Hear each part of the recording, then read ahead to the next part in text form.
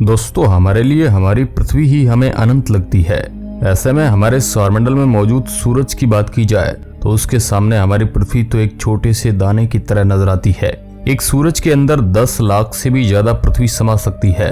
ऐसे में अगर हमारे पूरे ऑब्जर्वेबल यूनिवर्स यानी कि पूरे देखने योग्य ब्रह्मांड के सबसे बड़े तारे की बात की जाए तो वह युवा स्कूटी था।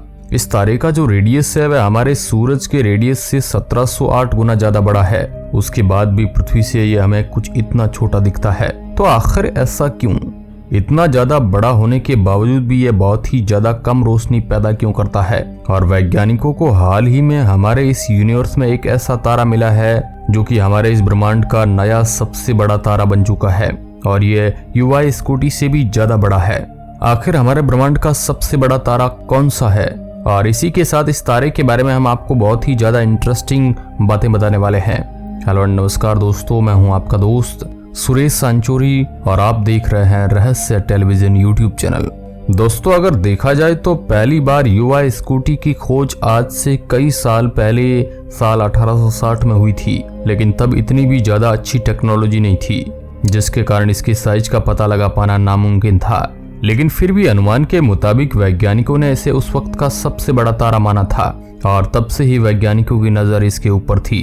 पर पहली बार जब ऑफिशियली इसकी साइज की जांच की गई और इसे हमारे ऑब्जर्वेबल यूनिवर्स का सबसे बड़ा तारा घोषित किया गया था, उस चीज को ज्यादा वक्त नहीं हुआ है, आज से बस कुछ साल पहले साल 2012 में ही। भले ही ये पृथ्वी से बहुत ज्यादा छोटा दिखता है लेकिन ये बिल्कुल भी छोटा नहीं है। अंदाजे के लिए रोशनी को इसका पूरा एक चक्कर लगाने के लिए करीब 7 घंटे लगते हैं। जी हाँ, लाइट की स्पीड से में ट्रेवल करने के बाद भी इस तारे का हम राउंड लगाए तो 7 घंटे लग जाएंगे। और वही अगर हमारे सूरज की बात की जाए तो उसका चक्कर लगाने में रोशनी की रफ्तार से बस 14.5 सेकंड की ही जरूरत पड़ती है। लेकिन ये तारा ज्यादा देर तक नंबर 1 पोजीशन पर नहीं रह सका और इस पूरे ब्रह्मांड का सबसे बड़ा स्टार का खिताब करीब 8 साल बाद 2020 में एक दूसरे तारे ने इसकी जगह ले ली और इस तारे का नाम था स्टेफेनसन 218। अंदाजे से कहा जाता है कि यह तारा इतना ज्यादा बड़ा है कि इसके अंदर 10 बिलियन सूरज इसके अंदर समा सकते हैं। यह आंकड़ा सुनने के बाद कुछ वक्त तक तो हमारा दिमाग नमन हो जाता है और हम इस चीज की कल्पना भी नहीं कर सकते हैं, लेकिन ये बिल्कुल सच है। स्टेफेनसन 218 का रेडियस हमारे छोटे से येलो ड्वार्फ यानी कि सूरज से 2150 गुना ज्यादा है और अपने इसी साइज की वजह से यह हमारे यूनिवर्स का सबसे बड़ा तारा बन चुका है। और जब भी हम बात ये कह रहे हैं तो आप इस चीज को याद रखना कि हम ऑब्जर्वेबल यूनिवर्स की बात कर रहे हैं। हो सकता है जिस यूनिवर्स को हमने अभी तक नहीं देखा है उसमें कहीं ज्यादा गुना बड़ा तारा मिल जाए। खैर, इस प्रकार हमारे दिमाग में ये सवाल भी आता है कि युवा स्कूटी आखिर इस रेस को इतना जल्दी क्यों हार गया। दरअसल प्रॉब्लम यह है कि ये तारे बहुत ही ज्यादा बड़े होते हैं लेकिन उसके बावजूद इनकी डेंसिटी बहुत ही ज्यादा कम होती है, क्योंकि अपने अनइमेजिनेबल साइज की वजह से ये अपने डेंसिटी को खो बैठते हैं। और इसलिए जब हमने कहा था कि युवा स्कूटी लाखों सूरज के साइज के बराबर है, लेकिन इसके बावजूद भी इसका जो वजन है यानी कि इसकी जो डेंसिटी है वह 7 से 10 सूरज के बराबर ही है। और इस बात से आप अंदाजा लगा सकते हो कि कितना ज्यादा साइज होने के बाद भी इसकी डेंसिटी कितनी कम है और इसी वजह से इसे बहुत ही ज्यादा एनर्जी को यूज करना पड़ता है।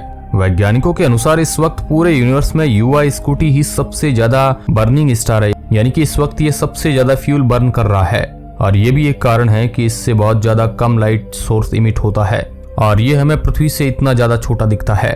और ऐसा सेम हाल स्टेफेनसन 218 का भी होगा। लेकिन अगर आपको लगता है ये एक ऐसी छोटी मुसीबत है जिसका सामना बड़े तारे को करना पड़ता है तो ये सच नहीं है।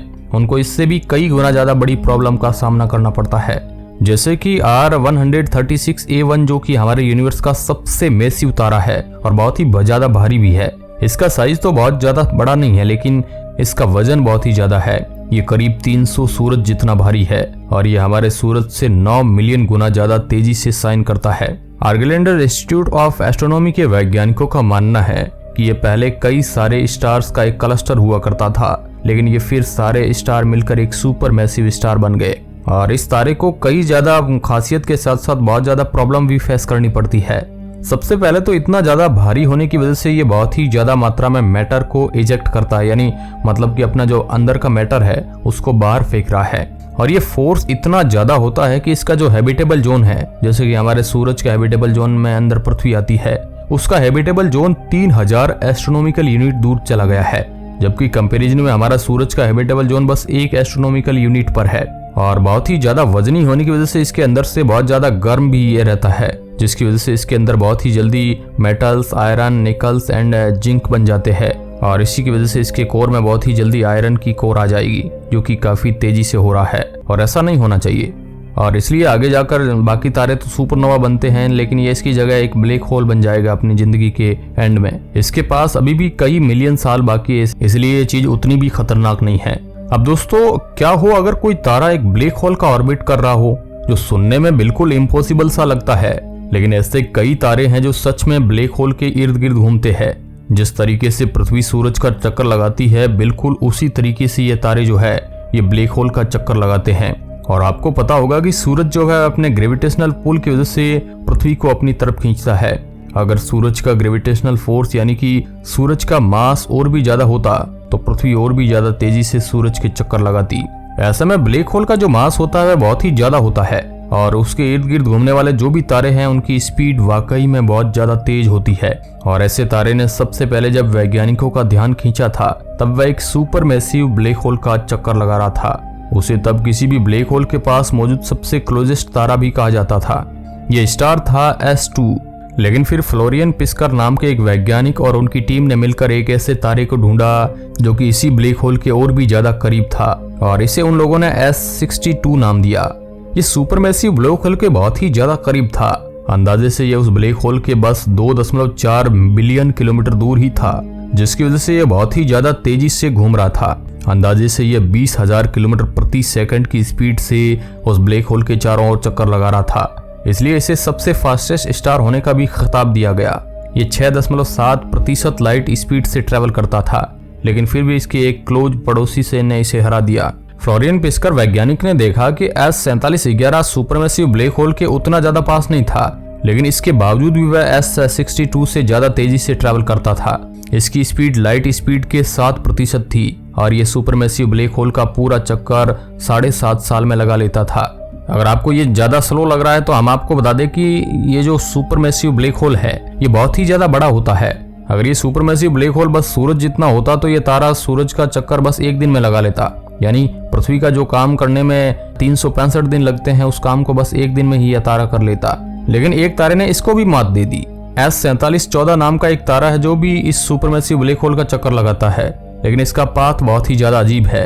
ये दोनों साइड से बहुत ही ज्यादा एक्सटेंड है, जिसकी वजह से ये सुपरमैसिव ब्लैक होल से तो दूर है, लेकिन अपने पूरे चक्कर में ये 2 बार सुपरमैसिव ब्लैक होल के बहुत ही ज्यादा करीब आ जाता है और इसी वजह से ये बहुत ही ज्यादा तेज है। इसकी स्पीड लाइट स्पीड का 8% है और इससे आप अंदाजा लगा सकते हैं कि ये कितना ज्यादा तेज होगा। लेकिन इस तेजी के साथ इसको बहुत ही बड़े जोखिम का सामना करना पड़ता है। जब भी ये सुपरमैसिव ब्लैक होल के करीब आता है तब उसके पास बहुत ही ज्यादा कम समय होता है। इसमें इस तारे के चीथड़े उड़ सकते हैं क्योंकि सुपरमैसिव ब्लैक होल बहुत ज्यादा पावरफुल होता है। किस्मत से ये अब तक का अपने रिवॉल्यूशन को आराम से कंप्लीट कर रहा है। अब एक बार जरा सोचिए कि क्या होता अगर हमारी पृथ्वी भी एक सुपरमैसिव ब्लैक होल का चक्कर लगा रही होती। कमेंट में अपनी राय हमें जरूर दीजिएगा।